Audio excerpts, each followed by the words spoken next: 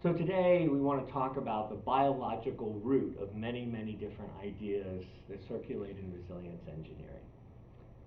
Adaptive capacity, adaptive value, fitness, all of these have emerged over time in trying to understand how biological systems work, how evolving systems work. And we're going to follow up that biological root of what it means. And in particular, we're going to look at what does this mean for one of the things we've said from the beginning, that resilience is related to adaptive capacities. And this whole perspective that we're dealing with how our universe as a world where adaptation plays out as change continues. And the process of adapting produces successes, which accelerates the change in the world, relationships, what's valuable, what we want to do, why we want to do it, what's exceptional, what's risky. All of those things continue to change. So fundamentally, when we talk about resilience engineering, we're talking about outmaneuvering complexity in worlds of surprise. That's adaptive capacities that for systems that serve human purposes. Systems that serve human purposes. These are human systems. Now, they have technology, of course. They have all these different kinds of capabilities. We can talk about them at different, normally we have different slices we cut out and talk about them, like right now we might talk about them as societal levels because of the global nature of the pandemic. Or we might talk about them at an organizational level if we're trying to intervene in an organization desiring to change in a competitive environment.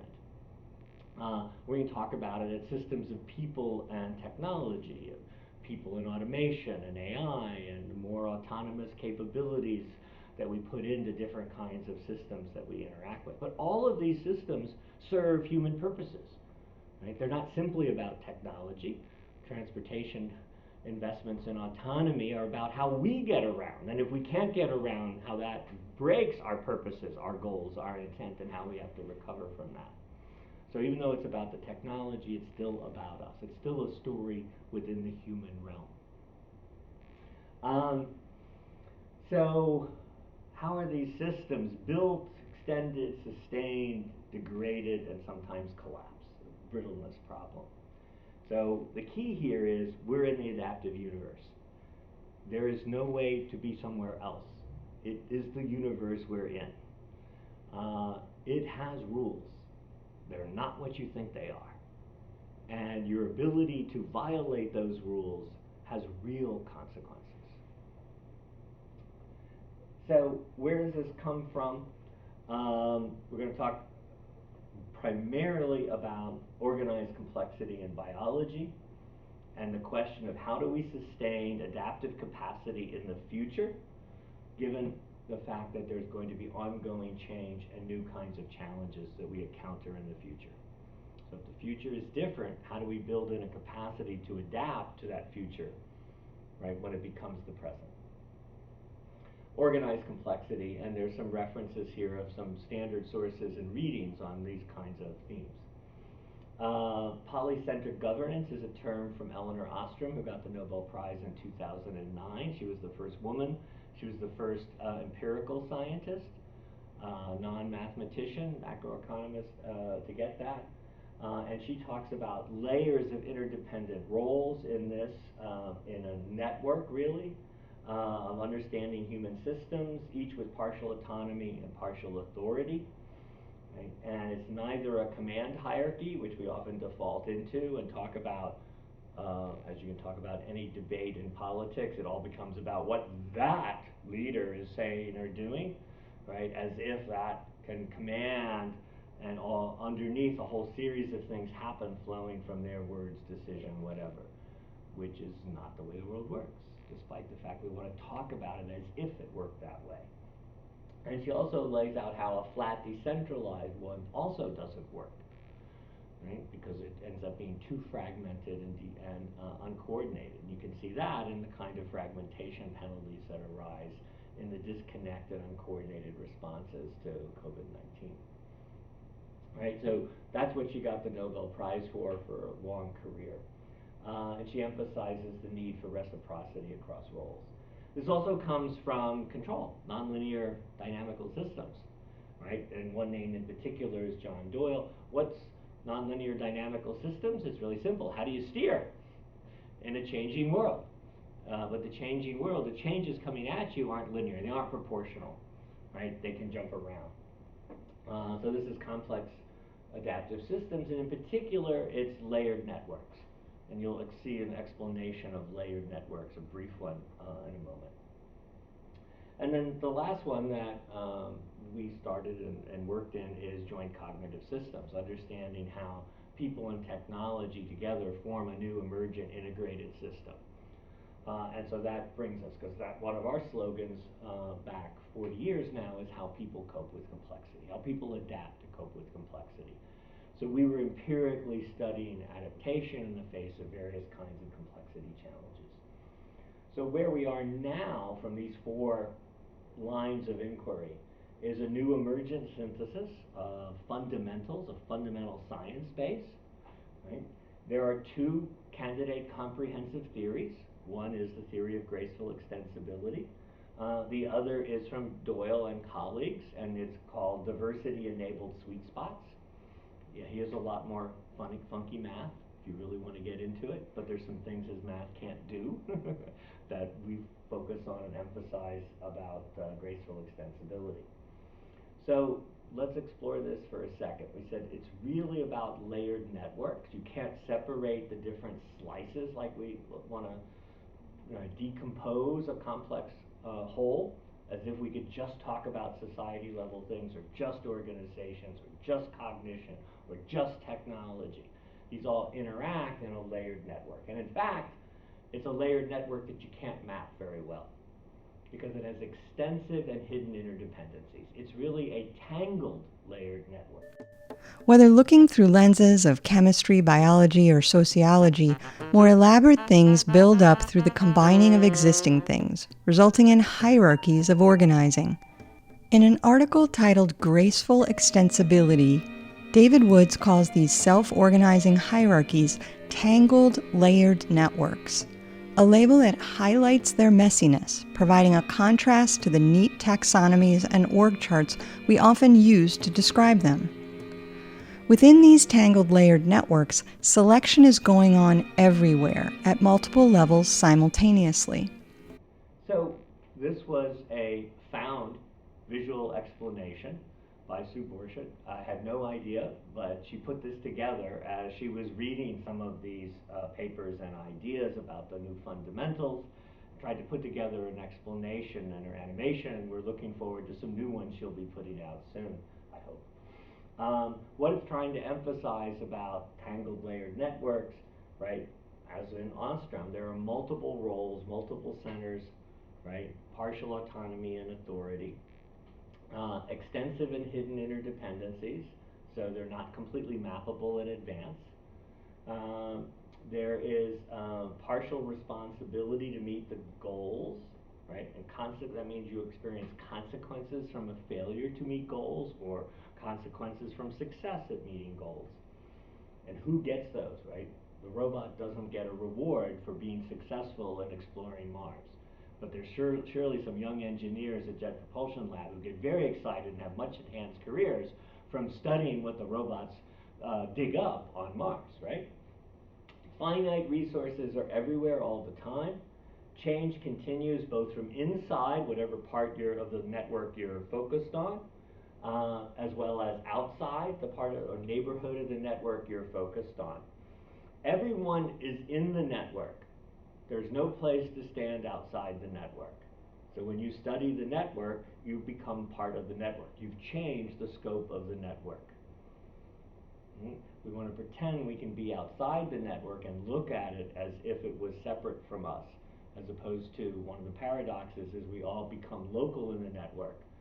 We can see from that perspective other parts of the network, so we can take regional views from different broader or more local positions in the network.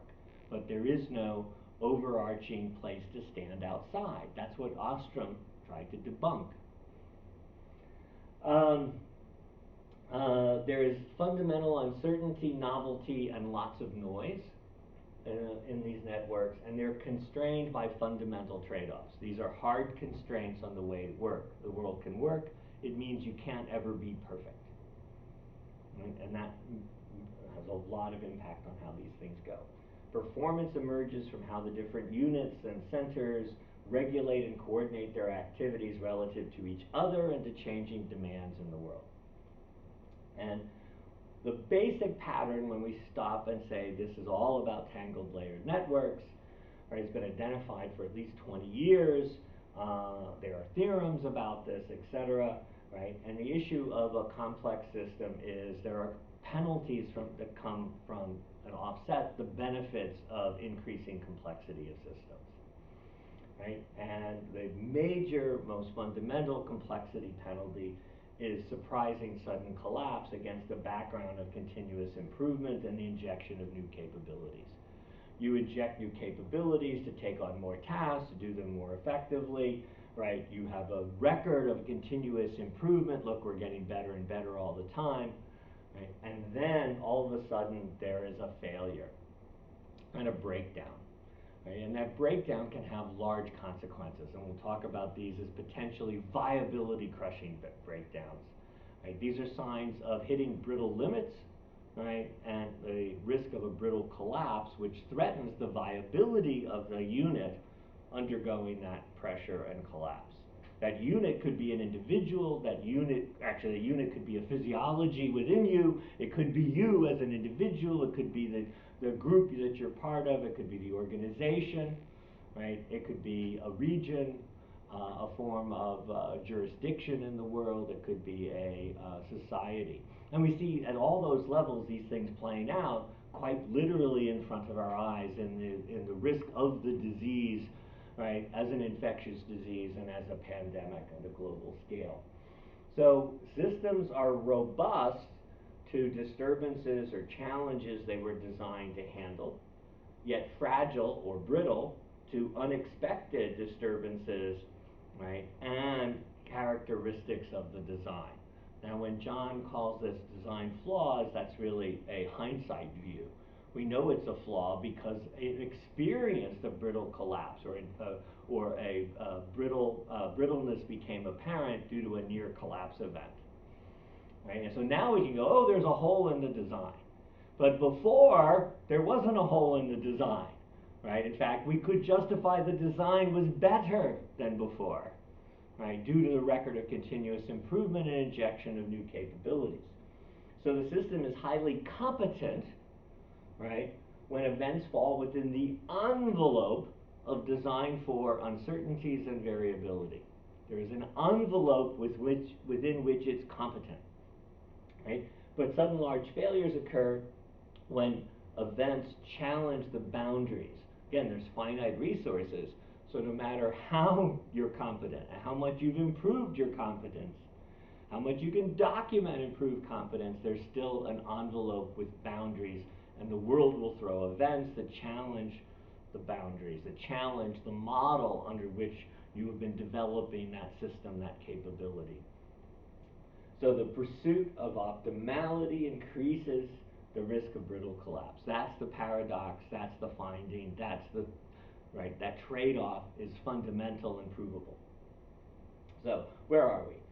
Simply, brittleness is a fundamental risk, applies to all systems. No one's immune. You can't say, oh, I'm going to inject AI and I don't have to deal with brittleness, or I'm going to inject this latest version of AI and I don't have to deal with brittleness. That brittleness only applied to those AI algorithms, right? No, no, no, no, no, no, no. Brittleness is a universal constraint. And all adaptive systems develop means to mitigate the risk of brittle collapse, right? That's critical because a brittle collapse risks the viability of that system. When you look at it in our world right now and you have the pandemic producing so much severe illness that you overload a hospital, right? What are the claims from various parts of the US, right? In recent times is that these parts are at risk of overloading their capabilities in the hospital and intensive care units to take care of severely ill patients, and you're seeing triage decisions about who's getting taken care of and what degree. That is a sign of brittle collapse, right? We're challenged at the boundaries. So this is a fundamental discovery that covers all systems, biological, cognitive systems, human systems, that is, all adaptive systems at all scales, and they have to possess a quality called graceful extensibility, otherwise that risk of brittle collapse will be too high. The pursuit of optimality, given the past record and the current understanding of the world, is inherently limited because the future will change and the challenges that future will present will change. So all systems have to possess some degree of graceful extensibility to smoothly extend performance when challenged at the boundaries of its competence envelope. That's a fundamental requirement. The viability of a system in the long run requires the ability to gracefully extend or stretch at the boundaries as challenges occur. Put simply, viability requires extensibility. That discovery that that is a hard and universal constraint on all systems in this universe changes a lot. Right? Now, that's a quick review of a lot of stuff over the last 5-10 years. All right, but we want to talk about biology, and then we want to talk about why does understanding how biological systems deal with this feedback on how human and cognitive systems might do this. So let's talk about how biological systems outmaneuver complexity. First, we're going to start with Lynn Margulis. She is one of the leading biologists of systems and evolutionary processes, right? And she summarizes in her work the current state by life developed by networking, not combat. Right? It's about how we build reciprocity, how we interact, how we coordinate different units and how those come together, right? And understand processes of evolution and how different biological systems work. Second, she summarized it by saying life is a verb. It's not about a state, it's about activity. It's about, right, because we exist in a continuously changing world. We may have quiescent periods, but it's about our capability to continue to behave, act, adapt, change as the world around us continues to change. How we match our ability to change, anticipate, respond, right, to a changing world, right? That match is fitness, right? Our fitness to keep pace with a changing world, to do things that are successful relative to our goals, and that process of fitness is constrained by those fundamental trade-offs. Other key points researchers like Margulis bring to us when we start with our biological root is life is nonlinear, right? Life is poised to adapt, right? It's ready to adapt. It has to have some capability now when a challenge to handle a challenge, even though it doesn't know exactly what that challenge is going to be. That's a fundamental nature of adaptation. And life moves through a series or spirals of adaptive cycles. Okay, those are key points and nice little sayings that people have. So here are some key sources. Kirshner and Gerhardt's Plausibility of Life is a great place to start understanding the more modern view of how this works. Doyle has a couple of examples of developing his comprehensive approach using biological, physiological examples like glycolysis and the healthy heart under stress. Cook's talk, Bone is Resilience, is a wonderful example of how the bone system isn't a noun. It's in fact a whole set of interacting verbs over at least 5 different levels.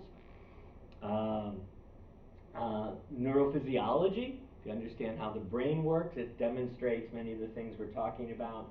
Recent developments in biology from Desmarais is plasticity in response to abiotic stress, certain forms of external stressors on plants.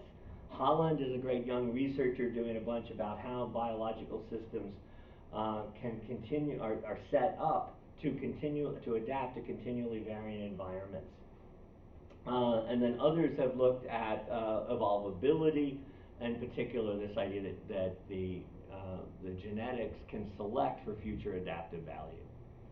And if you think that's crazy, I'm sorry, we have a virus that shows you it's not crazy, but in fact actually out there hurting us right now, because right it has been evolving in front and emerged, right, and continued to evolve over our human scale in a way that threatens human societies on a variety of levels.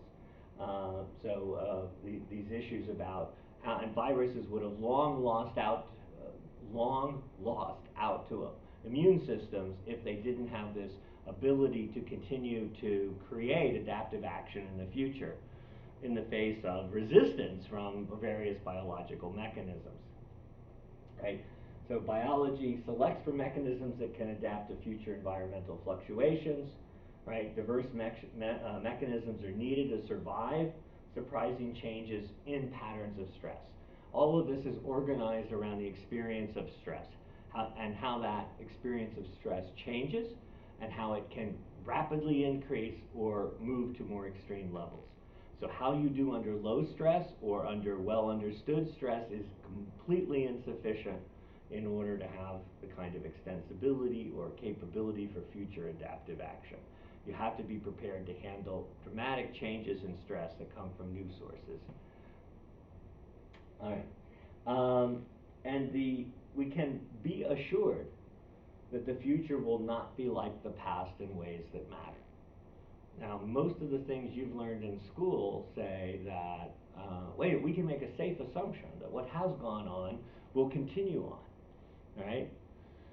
The weather was this way the last couple of days, the weather will be that way the next couple of days. Well, you know, there might be a slight odds in favor of that, right? On the other hand, we all know the weather keeps changing, right? So we switch the assumption around and all this stuff we're talking about, and we are assured, we are certain that the future will not be like the past in ways that matter at some point. And we have to be prepared to act when that comes to be the case. So that means biological systems have to be poised to be adapt. They know the future will be different than the past. So that leads us to the key definition that matters to us. It's not about what's resilience and all the debates about what's resilience, it's about what's adaptive capacity. It's a readiness or potential to change how a system currently works.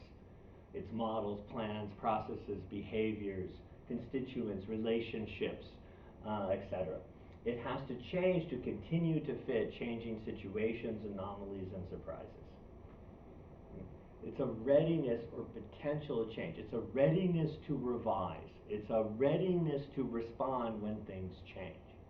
Readiness to revise when the past models that work so well, now those limits of that start to stand out in the face of new kinds of challenges.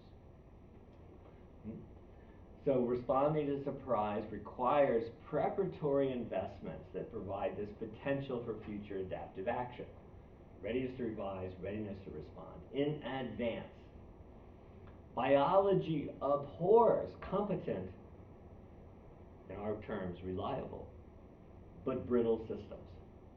Not sufficiently robust and certainly not resilient. Biology abhors, right, competent but brittle systems. That's why we're looking at biology. That's why it provides a source for understanding fundamentals, right, about the adaptive universe. So how does this work? Let's take a simple one, right? We need diverse mechanisms to adapt to surprising changes in patterns of stress. That's what we're talking about, right? Okay. What's a classic, simple, but weak one people have talked about in biology and evolution? Well, why not have high genetic variation?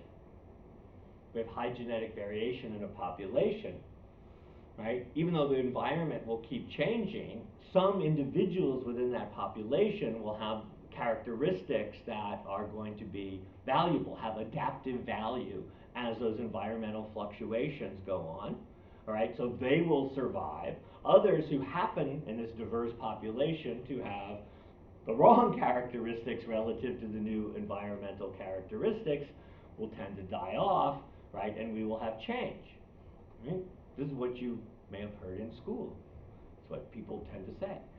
Well, the more recent research points out that nah, this doesn't really work very well, right? Because maintaining sufficient variation in the population is a drag on the search for optimality, right? It's better to be, right, better now, right? Given what I know about what has gone on, what we face now, given that information about trends from the past, and we can analyze that well, we can do better. The search for optimality around what we currently know isn't a bad thing, it's just a limited thing, right? And so this is a very, this hampers the search for optimality. So biology, under pressure now in a competitive environment for resources, et cetera, finds this not so great, right? Why not specialize, right, for the characteristics of the environment today? So, but then how is that? That's going to narrow the population over what's good now, making it more brittle in the face of fluctuations in the future that fall outside the range they've been specializing for. Right? This is why we run through Darwin's finches as a simple old example. Second is it means there is high exposure to potentially viability crushing events. Having to have diversity means, right, a significant part of the population dies off in the face of a major environmental change. That means it's very lossy, right? There's a lot of loss. Biology invests its resources and energies into all these organisms and change, and they die off in the face of continuing change in the environment and change in the competitive approaches to different resource exploitation. And it ends up with what's called low and net adaptive value. Net adaptive value is the combination of can I be more optimal relative to what I understand about the past, and can I have good graceful extensibility to adapt when surprise challenges the competence envelope. I need both capabilities. And again, neurophysiology is a great example of how the brain is adapted to have high net adaptive value, learning, right, within a range of space and time, right, from past variation, what's optimal, right, so it learns quickly about what is frequently experienced, yet it also has to maintain ability to recognize novelty, what's unexpected. In fact, the brain is unbelievably sensitive to recognize what's different than its typical experiences for different contexts. And so in response to those changes. So in fact, this simple mechanism is very weak, and it will only work if change is gradual, smooth, right, easily recognizable, clearly recognizable about what's going on, and where the risk to viability is low, to give you time for small adaptations to accumulate so that you can track. In other words, it's a slow responding way to track slow changes in the environment. So it can work, but only if everything is slow and clearly signaled. Does that happen? Well, biology has been showing for a long, long time that it mostly doesn't happen. That's not what really drives things. So here's a stronger one. Biologists call it adaptive phenotypic plasticity.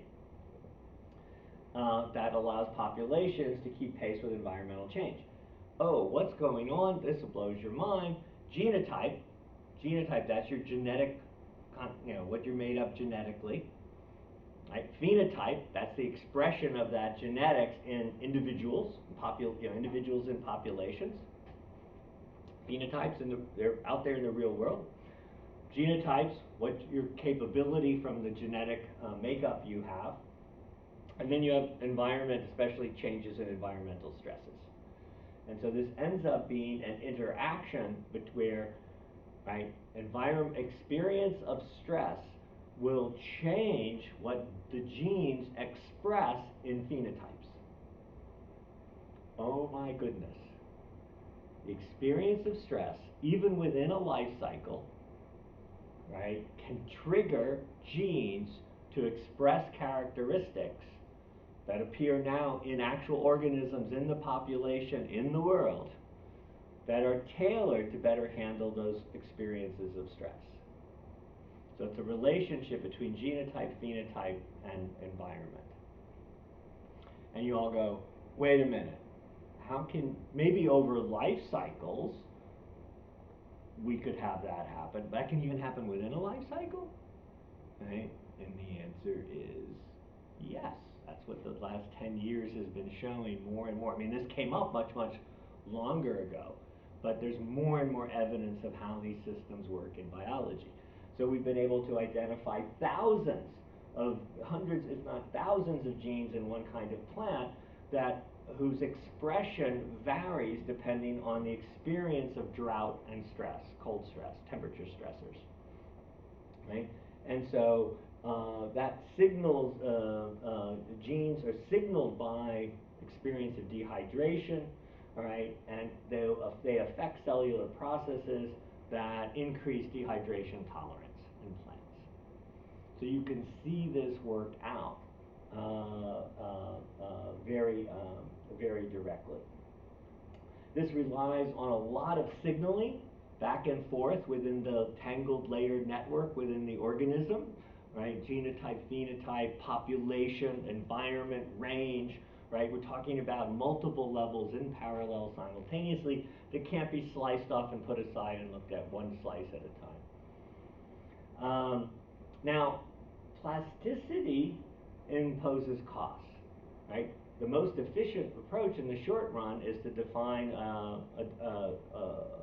criteria for optimality and pursue those, right? If you build mechanisms for plasticity, for change, for this kind of interaction, that takes energy, right? It has to have a mechanism that supports it. That mechanism takes energy. It has to be constructed and maintained, right? It imposes costs.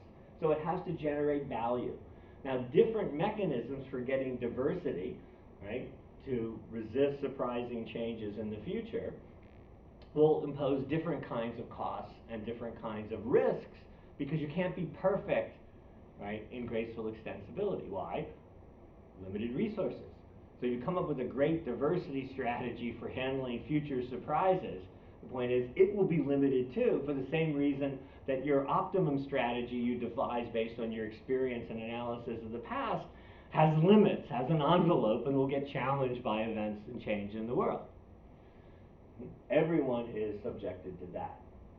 So all of this is about how you reduce performance now to gain performance in the face of future change and challenge.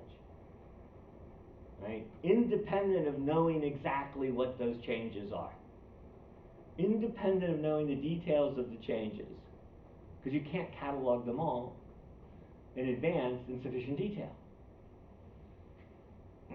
And the more you try to catalog them all in sufficient detail in advance, the more you will change the system, right? You will add some robustness, which will generate more adaptation because other agents will see value that they will use to adapt, to ask human systems to do more, do it faster, and do it in more complex ways. Right? So selection operates at this intersection of genotype, phenotype, environment, and that really is kind of an architecture, how architecture spawns specific systems, right, and how those specific systems exist and adapt in particular changing environments. So that we can start translating that into a human system, engineering system kind of language. There are two more slides on biology. Now, another place we've investigated these diverse mechanisms to adapt to surprising changes in patterns of stress are what biologists call hedging strategies. Now, other fields use hedging in a variety of different ways. We're talking specifically about how biology uses hedging strategies. And it's based on different forms of nonlinear averaging. So there's actually a formal inequality called Jensen's inequality for this. It actually, Jensen, when they developed this, didn't realize what it was important for. People realized. And so what you're interested in is this issue of how do I reduce performance now in order to really get some gain in the future when things change, when I don't know what those changes are or when they're going to occur. Right? And so an example would be conservative bet hedging. So what they call conservative, I'm not quite sure why they called it that, but that's where every individual within a genotype, therefore every individual phenotype within the population will be moderately good at a bunch of things, right? So this is the utility player in the sports analogy. I'm pretty good at this and this and this and this, as opposed to unbelievably good at one special aspect of things, right? And if you have things that are good moderately well across a range of environments, right, then the system will be able to adapt. It's a little more sophisticated than the first one we played with, right? But it's very risk averse, right? And it has a variety of kinds of weaknesses as cycles play out because they're never quite good enough. And so in the short run, they can lose out to specialists, right, which will deselect for the moderately good across a wide range. And so the issue is it can degrade very quickly under the short-term pressures of being more adaptive relative to the need to remain adaptive in the future, right? And that's how easy, it illustrates how easy that balance gets thrown out of whack.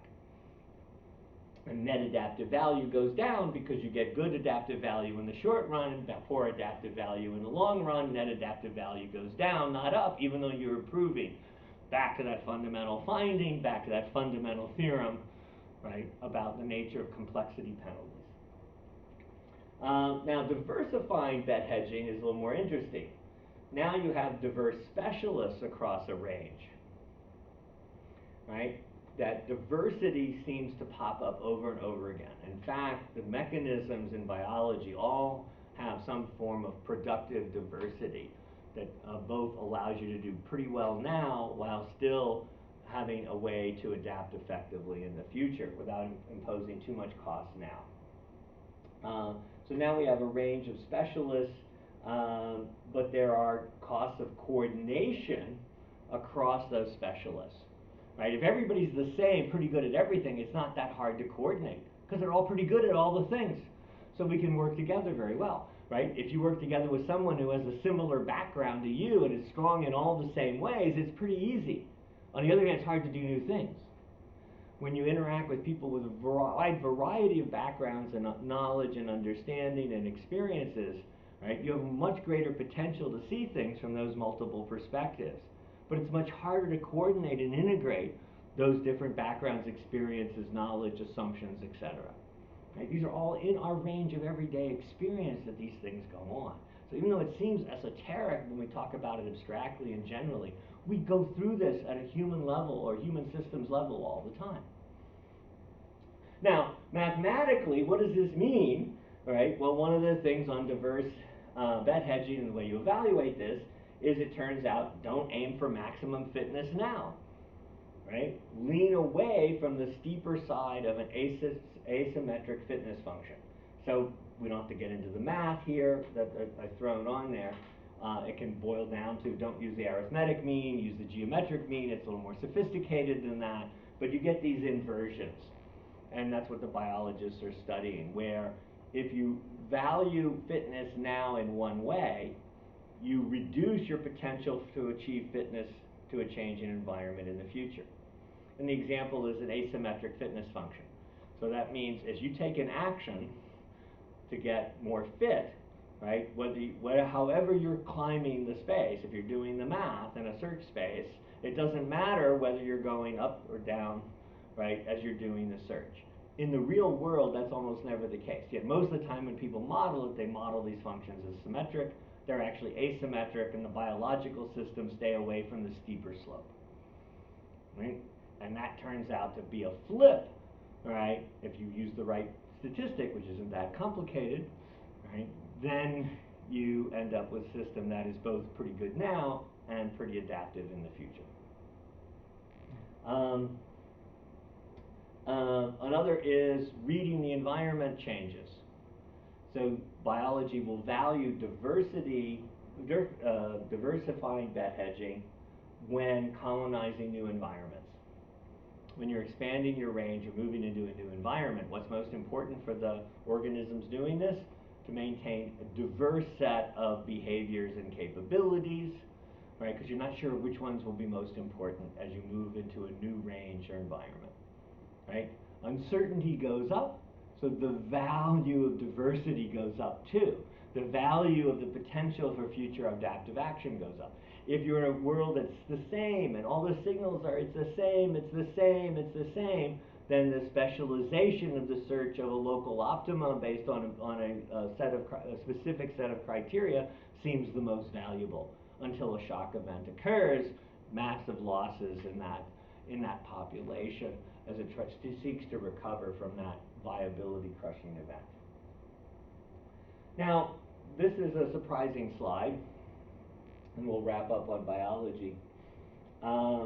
Remember, Margulis says life developed by networking, not combat. So this is a diagram taken directly from a paper on early evolution of some early organisms, and how cycles of cooperation and conflict occur repeatedly over the course of evolution. And what actually, look at the diagram, right? This is about early small organisms coming together to form more complex forms of life. And what do they talk about? How individual units have to cooperate in order to form what might become a new organism, a more complicated organism able to carry out more functions in its environment. But those groups can easily defect and go, I'm going to go for what's best for me now, locally, and stop cooperating, stop reciprocating as they start to form. But if you impose mechanisms for organization like reciprocity that Ostrom found in human organizations, right, and mechanisms for resolving conflict between local goals and global goals, this process can continue, and you have the emergence of a new higher order unit, a new life form, a new capability emerges as we move from cellular to multicellular to more complex organisms in the history of life. Right? This figure could have come from Ostrom on human systems. It is almost word for word what she says in her Nobel Prize winning work. Reciprocity, right, is a willingness to sacrifice on goals locally for one part of the network, right, in a way that gets you a global gain. And over time, that network becomes so interconnected, so tightly pulled together, that it takes on a new life, an emergent quality, right, as a new kind of unit, a new kind of system, with tight ties, not a loose coupling between the parts.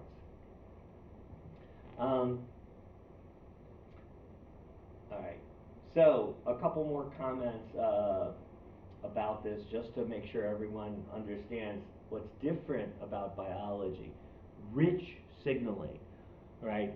Tremendous capability to listen to the signals.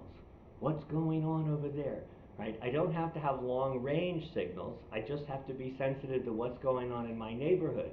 Because if they're sensitive and signaling about what's going on in their neighborhood, I will understand the next neighborhood and the next neighborhood, or the next level up, or the next level down, right? And so I don't have to have some comprehensive cross-signaling mechanism. I have to have these neighborhood signaling, rich signaling pathways, high sensitivity to those signals, and a capability to act, to change what I'm doing depending on what I'm picking up as signals. So this is fundamental. The next thing that matters is biology knows when it tries to work through these things, it will be wrong, right? The hard limits tell us, the fundamentals tell us you can't be perfect, right? That's where this whole thing starts with. You can't be perfect. You can't get more perfect continually in a simple linear progression. It doesn't work that way. So you have to have some sensitivity to what happens when you're off, right? And this might show up in one architecture for diversity might be better than another because it has a different sensitivity to misperceiving signals. If you misread the signals, well, you do the wrong thing, right? Which will be not maladaptive instead of extra adaptive. Or maybe the machinery you need to carry out a particular diversity strategy will be expensive machinery. And so you can have a low expense machinery that's nearly the same effectiveness in building graceful extensibility. That'll be better, higher net adaptive value, because you still have to pursue specialization and optimality in the short run. All right. What does that have to do with the rest of the world? It's biology. We're not cells. Oh yeah, we are made up of cells. Oh yeah, we are made up of cardiovascular systems. Oh yeah, we do have genes and phenotypes and whoops. But that, the human realm goes beyond, right? Well, kind of, but not really. Cognitive and human systems certainly fall within the biological scope. But cognitive systems and human systems add and lose properties. That's the difference. What do we lose? We lose genetic transmission, right? Which regulates how things work across life cycles based on experience within a life cycle. We lose that type connection between genotype and phenotype. But we gain as well, right? Because we get intentions, we get reflectiveness. We can reflect on and think about our models. We get technology, right?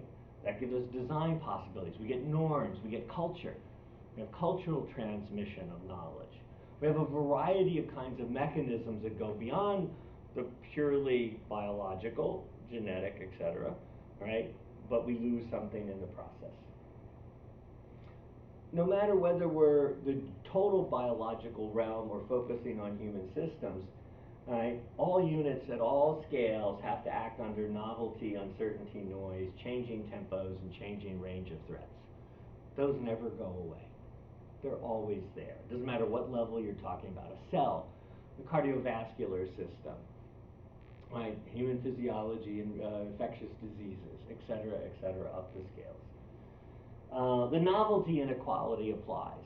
If you try to understand any given event, when you are in the middle of facing a challenging or deteriorating situation, the apparent novelty, the potential novelty that you face is much, much greater than the after-the-fact analysis that will determine how much real novelty was there.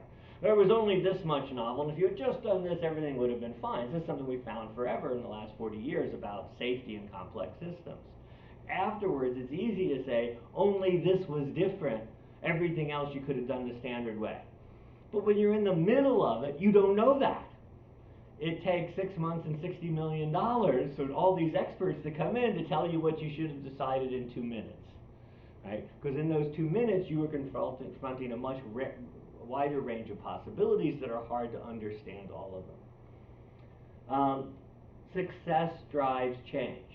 In the biological, cognitive, and human world, success is the biggest engine of change. So when you deploy some new capability to increase optimality now, you're energizing the processes of change as other interdependent units, parties, people, organizations adapt to take advantage of that new capability in ways you didn't anticipate. That is a regular, empirical, formal quality of what happens in adaptive systems. Now, biology has a strict architecture. The genotype to phenotype relationship is built in strictly. And the emergence of that mechanism is a dramatic change in the history of evolution. That strict architecture gets loosened in the movement to human cognitive social systems. It loosens this transmission. There are still architectural constraints, but they're not as tight. And that's why human systems are so much messier than the biological world. So biology has a strict architecture, and that mitigates the risk of brittle collapse. That's why we study the biological systems. That's why we spend so much time and energy drawing on those analyses. Why I can put up examples where a nonlinear control theorist is studying glycolysis or heart rate variability to try to understand these processes. Right? It's a strict architecture designed, right, to reduce the risk of brittle collapse. Right? It builds graceful extensibility in, right, to have viability. Right? Viability requires extensibility. So when we move to cognitive, social, cultural transmission and loosen the constraints, we become more vulnerable to the 3 basic forms of ways adaptive systems fail. Right? That's decompensation, where they can't keep pace with changing stressors. working at cross purposes, missynchronizing, right? The fragmentation and siloing we see so evident today in the pandemic response within countries and across the world, and how we get stuck in stale models, right? Instead of being able to learn and revise through the experiences, right? And interpret those in ways to preserve future adaptive value as well as better ways to handle current stressors. We get stuck and keep doing the same thing. And again, this is also very evident in our experiences across societies today. Our models will be off, for sure. And so what we build based on those models, algorithms, automation, processes, procedures, organizational practices and norms, all of those will necessarily be incomplete. Right? And so again, the issue in adaptive capacity isn't how good they are relative to the past, right? Their incremental record of success, but rather your ability to know when they need revision. Can you have a readiness to revise and a readiness to respond when the signals tell you something different's going on? Can you do that? And we see this, all the work we've done in cognitive and safety in complex systems, et cetera, is the risk of brittle collapse in socio-technical systems that we study over and over again. So, interestingly, the biological, cognitive, social systems intersect where? In emergency critical care medicine. We got all the biology front and center, right? Physiology, disease, injury, trauma, right? But we've got, right, how you organize expertise, how you deploy expertise, how do you mobilize new resources when you have a mass casualty event or an ER gets slammed. So this is one of the reasons we've studied in the development of resilience engineering. So much of the empirical work has been looking at intensive care units, critical care medicine, emergency rooms, mass casualty events. Right? It's a place where we can see all these processes play out. And we have multiple scales. The tangled layered network is all there, yet kind of bounded in a way we can grasp and deal with. From physiology to clinicians to different functional units, the ICU, the OR, diagnostic services in the hospital, emergency departments, ambulance services, the hospital systems, regional emergency planning, societal provisioning of healthcare and trade-offs on different risks, how society pays for healthcare, right? All these different scales come together and interact in ways that we can understand. So it's why it's been a natural laboratory that's so important. So let's integrate across these lines of inquiry we started with. We focused mostly on the biological one to integrate that with the other ones that we've talked about in the past. And how do we deal with this apparent paradox of future adaptive capacity, right? We're trying to recognize that change is telling us that our assumption the future will look like the past will be invalid. The future is going to be different than the past in some way that's starting to matter. And so how do we prepare to be surprised as patterns of stress change? So it's all about stress and saturation of our stress handling mechanisms. We see this in some of the new work and the new mechanisms that are being proposed. How change saturates stress handling mechanisms. And that, for us, that's overload, right? One of those fundamental concepts in human systems is where's workload? How is workload hitting a peak? How are you responding to workload peaks? When does workload peaks overwhelm the capability to respond for a person or a team, like in a hospital? That you need signal-rich systems, not signal-poor because they cost. Cut them down, cut them down. No, we need more signals shared with the right kinds of signals so that each local unit at each level can start adapting earlier and in small ways rather than have to adapt later in big ways, which will end up being less effective and more difficult to forestall a brittle collapse. Keeping pace with change will be harder. Um, all the mechanisms involve trade-offs with different costs, right? And those are relative to net adaptive value, right? Can I have future adaptive capacity versus increasing optimality and performance now? Right? But it's also related to different mechanisms for generating graceful extensibility. Different ways I have built diversity in order to be able to handle future changes in stress impose costs too. And none of them can be perfect in their own right. So it points out that these mechanisms in biology and by transfer in designing human systems or human technology systems is you have to recognize there's different ways to balance the constituents to get good net adaptive value. Some forms of diversity are better than others. Some are just different ways to make the trade-offs. Right? And we need to look at those in parallel, how they go operate in parallel time scales, how they work at long time scales, how they work at shorter time scales.